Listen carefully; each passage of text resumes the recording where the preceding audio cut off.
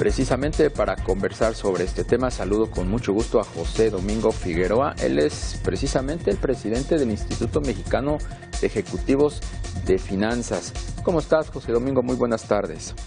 Darío, buenas tardes. Un gusto estar con ustedes.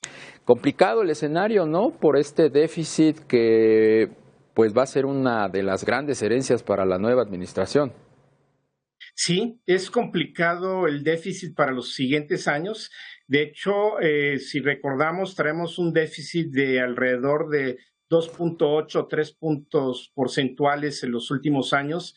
Sin embargo, para este año se había considerado un déficit de alrededor de 4.9. Sin embargo, en los precriterios para el 2025 este número ya se cambió a 5 y en los recursos, en los requerimientos financieros del sector público se había hablado de 5.4 y hoy ya estamos en un 5.9, ya prácticamente en un 6%. José Domingo, se ha insistido mucho en que para precisamente contener y amortiguar ese creciente déficit que ahora pues lo vamos a ver con el manejo de las pensiones, es necesario hacer una reforma, ya no digamos fiscal, sino hacendaria. Sin embargo, parece que no está muy en el ánimo de las candidatas, por lo menos de Claudia Sheinbaum, efectuar ese proceso, esa reforma. Así es, nosotros consideramos que las finanzas públicas van a estar muy presionadas para los siguientes años y por lo tanto es necesario hacer una reforma fiscal porque se requieren ingresos y estos se dan o vía mayor recaudación por un lado o por otro lado por endeudamiento, pero como ya estamos viendo el déficit ya se incrementó de manera importante y tenemos que cuidarlo porque también está en riesgo una posible reducción de la calificación en caso de no poder lograr que se reduzca el déficit para los siguientes años. ¿La vía de la recaudación es factible? ¿Y cuál es el riesgo de incrementarla? Yo creo que sí es factible. Hay varios elementos que se podrían poner sobre la mesa. En el instituto, por un lado, estamos considerando una mejor recaudación también de los estados y los municipios y en el caso de la federación ampliar el padrón de recaudación. Sin embargo, también yo quiero, estamos considerando en el instituto que también se debe gastar de mejor forma y yo creo que hay muchas oportunidades en ese sentido para los próximos años. Cuando hablas de incrementar el padrón, estás hablando ahí de fiscalizar sectores que hoy no están siendo alcanzados por el sistema tributario.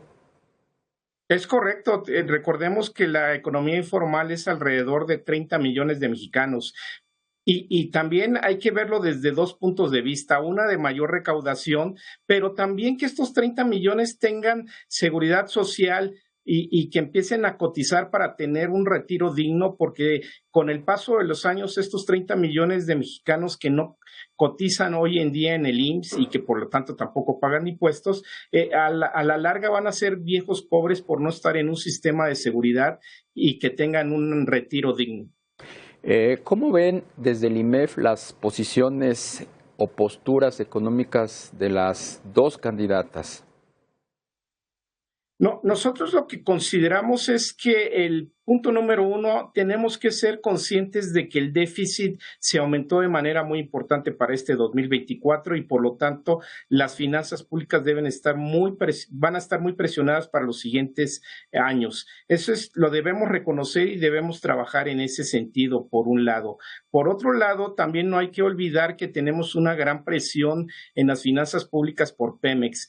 Pemex hoy en día, decíamos ayer, que tiene una deuda de 105,000 millones de dólares, tiene un pasivo laboral de alrededor de 70,000 millones de dólares, una deuda de proveedores de alrededor de 22,000 millones de dólares y un capital contable negativo de alrededor de 90,000 millones de dólares. Por lo tanto, creemos que un punto importante es una reestructuración en el modelo de negocios de Pemex para poderlo hacer viable y que no esté presionando las finanzas públicas. José Domingo Figueroa, presidente del Instituto Mexicano de Ejecutivos de Finanzas, muchas gracias por permitirnos platicar contigo esta tarde.